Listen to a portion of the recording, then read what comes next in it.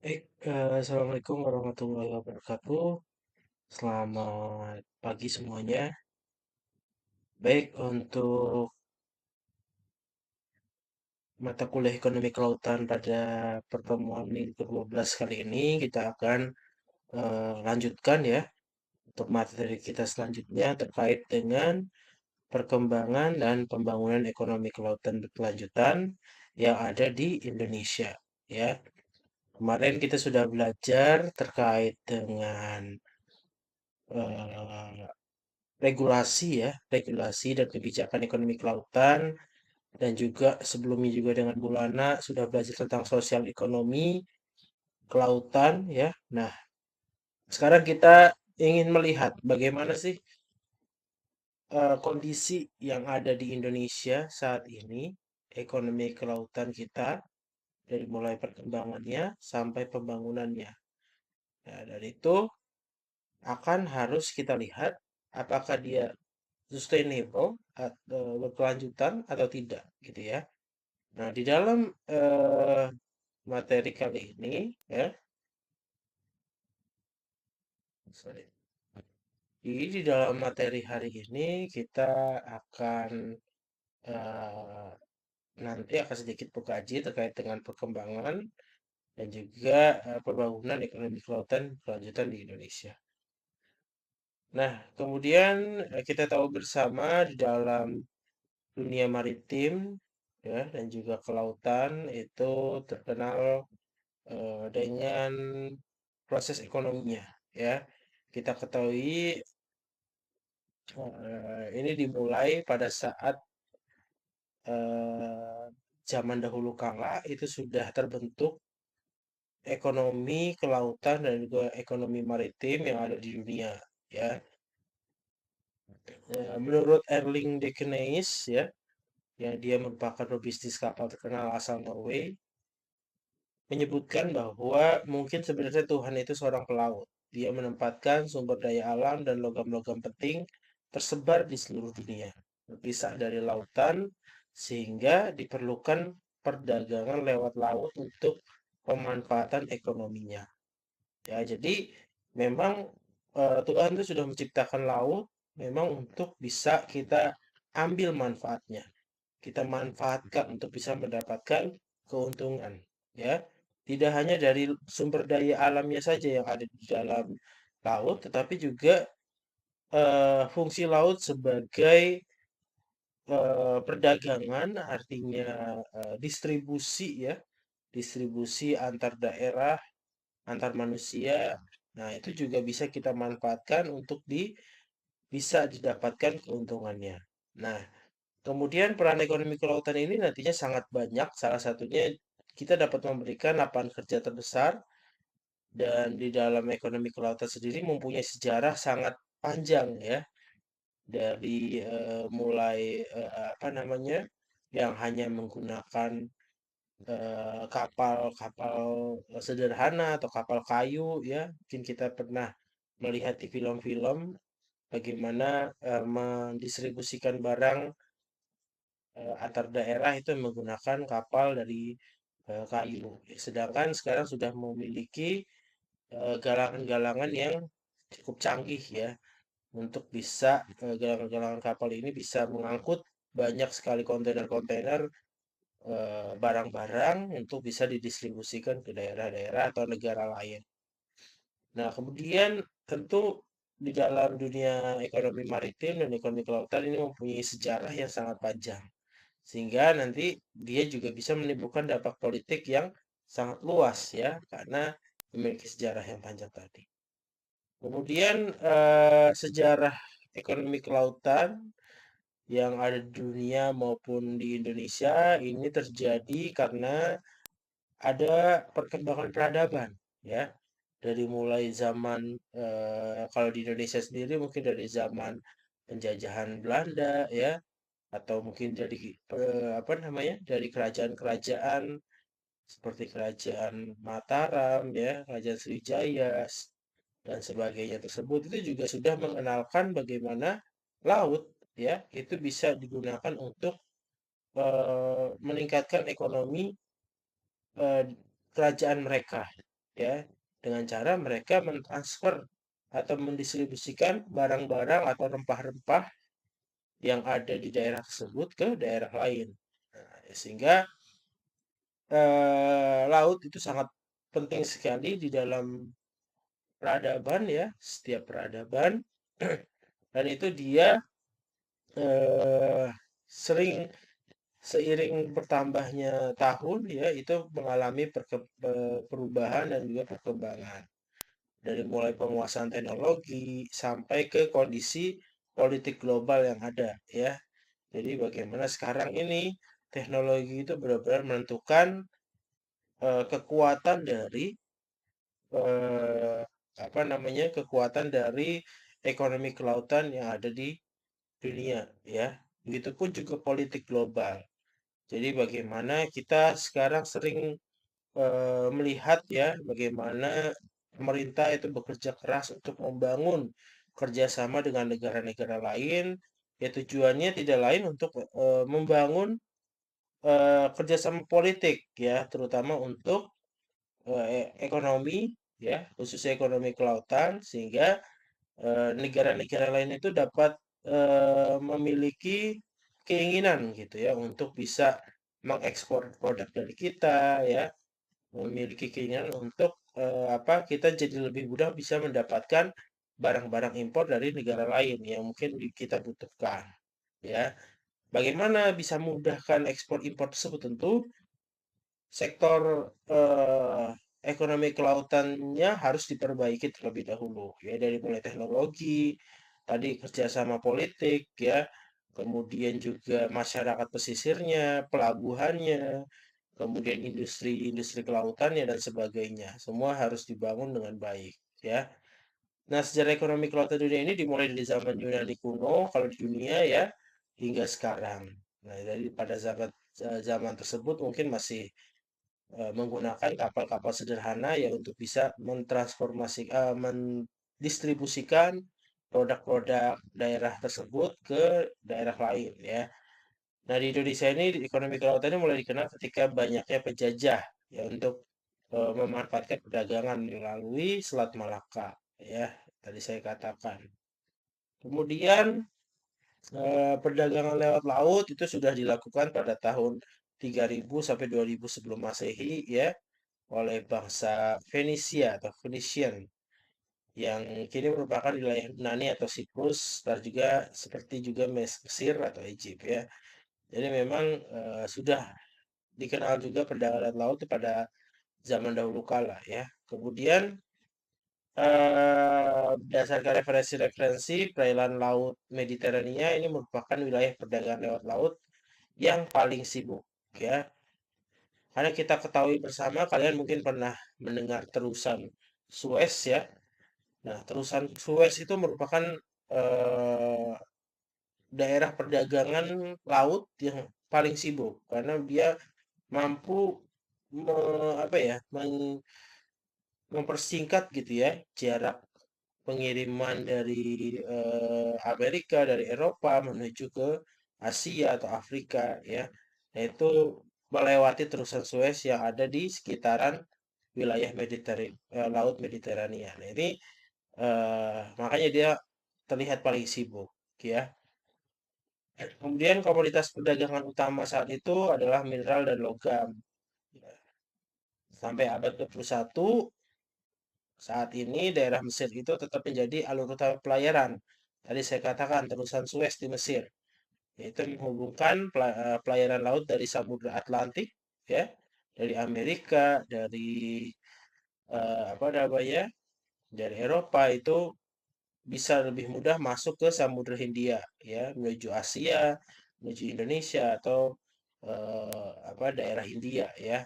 Nah itu apa namanya sekarang masih digunakan dan ya for your information aja memang di perusahaan Suez ini memang untuk masuk ke sana memang harganya cukup mahal ya. Biayanya cukup mahal sehingga eh, perlu tadi adanya kerjasama antara dua belah negara ya yang saling ekspor ataupun impor untuk bisa apa namanya membantu proses perdagangan agar mudah, lancar, dan efektif ya.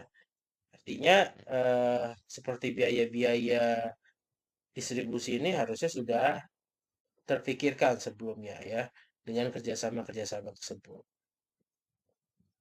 Kemudian pada saat era kolonialisme dan juga Christopher Columbus ya, pada saat ini bagaimana teknologi kapal layar ini berkembang lebih baik ya. Kemudian ditandai dengan kemampuan penempatan senjata meriam di atas kapal. Kemudian juga adanya metode packaging pada saat pengiriman itu juga sudah mulai pada saat zaman kolonialisme ini. Ya, jadi mungkin yang tadinya masih mengirim tanpa adanya packaging yang baik gitu ya, sekarang mungkin pada saat zaman ini mungkin sudah ada tertutup ya, ada barel-barel mungkin untuk mengirim apa makanan ya, bahan-bahan pangan atau palet-palet ya yang apa namanya dari kayu itu dari kayu. Nah, kalau kita kan sekarang pengirimannya sudah pakai kontainer-kontainer ya, dan itu sudah canggih lagi. Nah, motivasi kolonialisme ini tetap ada, namun luasan kerajaannya lebih kecil dan lebih banyak dibandingkan era kerajaan Yunani. Jadi memang di dalam era ini tujuannya ya untuk menguasai ya, untuk kolonialisme, untuk menguasai daerah tersebut ya, tujuan utamanya. Karena pada saat itu memang belum banyak negara yang memiliki kekuatan gitu ya, sehingga kolonialisme ini masih sangat kental gitu pada zaman tersebut. Kemudian era industrialisasi dan era minyak bumi pada saat ini bagaimana batu bara itu mulai digunakan sebagai alat penggerak kapal. Ini sekitar tahun 1800 sampai 1850-an. Selanjutnya teknologi motor kapal menggunakan bahan bakar batu bara digantikan dengan minyak bumi. Nah, baru mulai sekarang ini kapal menggunakan minyak bumi ya. Nah, bahkan sampai sekarang tidak lagi menggunakan batu bara yang dikenalkan pada tahun 1800-an ya. Sekarang mungkin 1900 sampai sekarang masih sudah menggunakan minyak bumi. Bahkan kalau sekarang itu sudah ada yang menggunakan panel surya ya, seperti lihat di gambar ini, kapal yang sudah menggunakan energi ramah lingkungan ya, yaitu menggunakan panel surya. Jadi memanfaatkan panas dari matahari untuk bisa mendapatkan energi. Nah, ini lebih canggih lagi ya. Mungkin masih sedikit ya masih menerapkan ini. Ini harusnya bisa menjadi apa namanya perkembangan gitu ya, perkembangan ekonomi kelautan, bagaimana menggunakan energi-energi terbarukan itu menjadi apa namanya menjadi poin kunci gitu untuk bisa membangun ekonomi kelautan yang eh, lebih ramah terhadap lingkungan gitu. Apalagi kita tahu ya kelautan sendiri itu erat kaitannya dengan ekosistem laut ya dan itu harus bisa kita jaga bersama-sama. Nah, pada saat ini juga mulai dikenalkan metode menggunakan kontainer untuk packaging. Nah, sampai sekarang juga masih menggunakan eh, kontainer ya untuk pengepakannya. Kemudian sejarah ekonomi kelautan yang ada di Indonesia sendiri tadi saya katakan dimulai dari zaman kerajaan itu sudah ada ya mengirimkan barang, kemudian zaman kolonialisme yang merebut rempah-rempah yang ada di Indonesia ya untuk bisa diambil dengan perdagangan yang bebas ya ke negara-negara penjajah tersebut. Nah, ini karena memang belum ada aturan-aturan yang eh, menguatkan gitu ya terhadap zona apa namanya kekuasaan daerah kekuasaan negara kita ya sehingga negara-negara itu dapat dengan mudah masuk gitu. Kemudian pembangunan kelautan dan perikanan ini mulai ditandai oleh penetapan matra laut sebagai sektor tersendiri dalam tahun GBHN 1993. Nah, pada tahun 1993 ini mulai dibangun perikanan dan kelautan ya.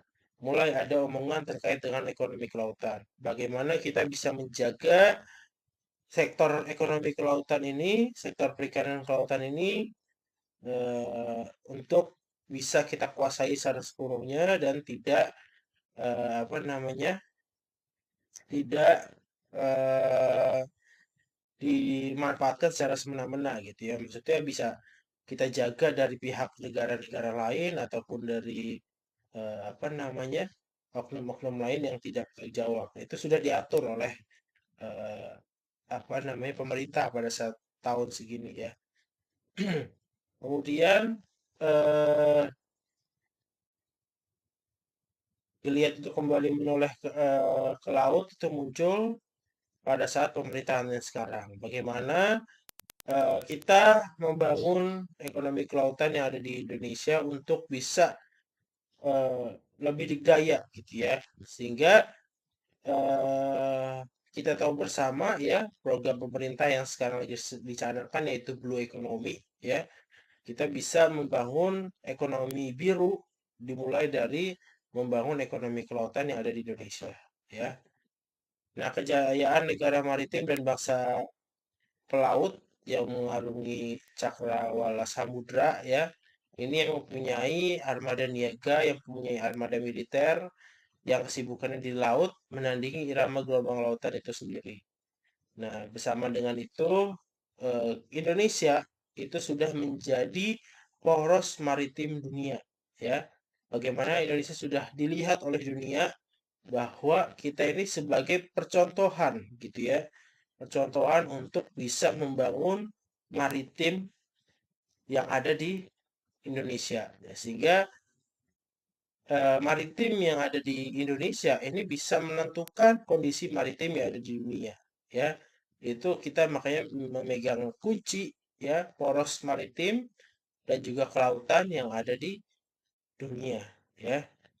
Mengapa begitu? Karena kita tahu bersama ya, kita memiliki wilayah perairan yang sangat luas, kemudian berbagai macam pulau di dalamnya, berbagai macam sumber daya alam di dalamnya ya. Dan itu harus kita jaga bersama-sama sehingga dunia itu menyebutkan bahwa Indonesia ini merupakan poros maritim. Nah, kemudian budaya maritim yang memuat industri perkapalan, pelayaran, perdagangan laut, pengetahuan bahari, wisata bahari ini akan menjadi motor pembangunan ekonomi bangsa, ya. Nah, ini kita lihat sendiri di sini ada beberapa peringkat negara ya berdasarkan kapasitas kapal perdagangan. Ini pada tahun 2017. Lihat di sini yang paling tinggi justru Greece ya, Yunani. Yunani itu berada di posisi pertama dengan mampu melakukan shipping dengan jumlah sekitar 170,3 ya. Eh, apa namanya kapasitas kapal perdagangannya. Ini ukurannya dalam bentuk ton ya. Apa namanya? Itu cukup tinggi sekali dibandingkan dengan negara seperti Jerman misalnya yang jauh ya berbedanya. Kemudian Indonesia malah di nomor 22 gitu ya. Ini yang harus benar-benar kita perhatikan bagaimana kita sebagai poros maritim dunia memiliki wilayah laut yang sangat luas. Harusnya kita juga memiliki kapal-kapal atau infrastruktur-infrastruktur terutama di bidang kapal perdagangan ya atau shipping ini juga harus yang baik gitu. Sehingga kita tidak kalah dari negara-negara yang justru daerah perairannya tidak terlalu luas gitu ya. Seperti Jerman mungkin kan tidak terlalu luas ya. Kemudian kalau Jepang mungkin luas ya perairannya. Kalau Cina juga mungkin luas dan apa namanya seperti Singapura, Singapura kan hanya kecil. Bahkan kita kalah sama negara Asia Tenggara dari Singapura gitu ya. Nah, ini yang harus benar-benar kita perhatikan. Kemudian pengembangan ekonomi kelautan sendiri yang ada di Indonesia ini sesuai dengan Peraturan Presiden RI Nomor 16 Tahun 2017 tentang Kebijakan Kelautan Indonesia. Bagaimana isinya yaitu pengembangan ekonomi kelautan di Indonesia ini mengacu pada kebijakan di bidang kelautan yang tercantum dalam pilar-pilar kebijakan kelautan di Indonesia. Ada 7 pilar dalam pengembangan ekonomi kelautan yang ada di Indonesia. Yang pertama, pengelolaan sumber daya kelautan dan pengembangan sumber daya manusianya, SDM-nya, dan juga sumber daya kelautan yang harus dikelola dengan baik, ya. Kemudian kedua, pertahanan keamanan penegakan hukum dan keselamatan di laut. Ya, ini terkait dengan regulasinya, ya, ataupun apa namanya, penegakan hukum di bidang misalnya keamanan laut, ya, di bidang misalnya laut kita terancam terhadap kolonialisme dari negara lain, sumber daya alam kita diambil, ya. Nah, ini juga harus kita lakukan, ya, untuk bisa mengembangkan ekonomi kelautan kita. Kemudian tata kelola dan kelembagaan laut yang komprehensif, terintegrasi, efektif, dan efisien. Ini kaitannya dengan apa namanya pemerintahan yang bersangkutan langsung dengan perikanan dan kelautan, seperti ya Kementerian Kelautan dan Perikanan, ya, atau dinas-dinas terkait. Nah, itu juga harus dibangun secara komprehensif dan terintegrasi, ya. Kemudian ekonomi dan infrastruktur kelautan dan peningkatan kesejahteraan masyarakatnya untuk masyarakat pesisir khususnya. Jadi tidak hanya terkait dengan infrastruktur, tetapi juga eh, ekonomi masyarakat pesisirnya juga diperhatikan, ya, sehingga itu dapat meningkatkan kesejahteraan. Jadi infrastruktur itu tidak hanya untuk membangun agar apa namanya agar negara kita makin terkenal, makin naik gitu, ya, tapi juga tujuan utamanya membangun infrastruktur untuk meningkatkan kesejahteraan khususnya masyarakat pesisir, ya. Kemudian pengelolaan ruang laut dan perlindungan yang berdasarkan informasi akurat. Nah, ini kaitannya dengan zona tangkap kita, ya. Bagaimana harus kita lindungi dari negara-negara lain. Kemudian budaya bahari, ini kaitannya dengan budaya-budaya kita di laut seperti apa yang harus kita jaga, terutama di setiap masing-masing daerah karena kita Indonesia, ya, ragam budaya khususnya di bahari juga beragam. Nah, ini harus kita jaga. Kemudian 7 itu diplomasi maritim. Ini kaitannya dengan negara-negara lain, ya, harus kita bangun hubungannya, kerjasamanya sehingga kita bisa lebih eh, memanfaatkan gitu, ya, sumber daya dari luar yang kita sendiri mungkin tidak memiliki, gitu, ya. Kemudian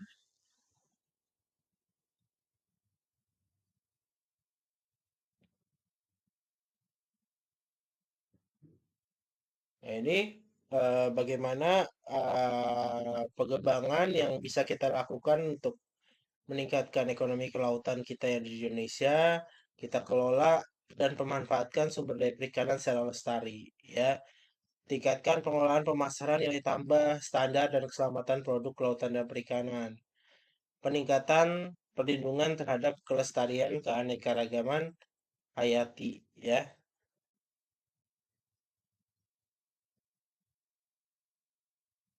melalui konservasi ekosistem, jenis dan genetik, pengembangan dan pemanfaatan energi dan sumber daya mineral, ya, sesuai dengan prinsip blue economy. Ya, ini blue economy ini juga memperhatikan tentang teknologi ramah lingkungan.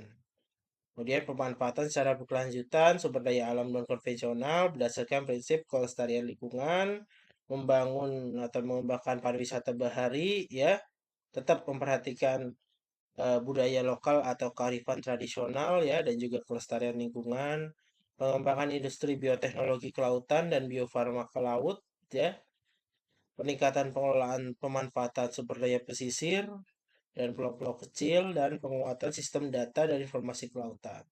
Nah, ini pengembangan-pengembangan yang bisa kita lakukan untuk bisa membangun ekonomi kelautan yang ada di Indonesia, ya. Oke, itu untuk materi hari ini. Kemudian pada pertemuan ini saya juga memberikan tugas ya, apa namanya, terkait dengan eh, video yang saya berikan. Nanti silakan teman-teman menonton video dari link berikut. Kemudian eh, baca lagi 7 pilar pengembangan ekonomi kelautan yang tadi sudah saya sebutkan. Kemudian buat konten yang inovatif dan edukatif ya dari contoh video YouTube yang saya berikan terhadap 7 pilar. Jadi pilih salah satu. Kalian mau pilar mana yang kalian buat konten yang inovatif dan edukatifnya. Ya, misalnya kondisi yang telah ada atau sudah dilaksanakan di Indonesia dan strategi cocok menurut Anda seperti apa? Ya,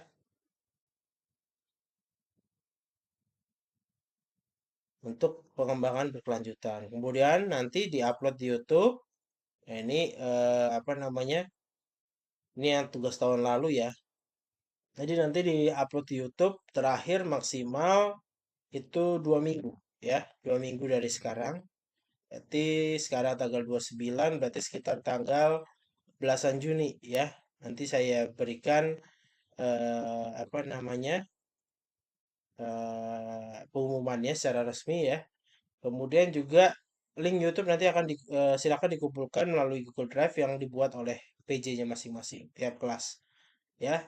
Oke, itu saja. Nanti silakan jika ada yang ingin ditanyakan terkait materi atau tugas hari ini melalui pertemuan minggu depan ya. Minggu depan insya Allah kita bertemu secara offline ya. Mudah-mudahan tidak ada kendala. Itu saja mungkin untuk pertemuan hari ini. Eh, kita lanjutkan lagi di minggu depan terkait dengan pembangunan ekonomi kelautan berkelanjutan ya. Terima kasih atas perhatian teman-teman semuanya. Saya akhiri. Assalamualaikum warahmatullahi wabarakatuh.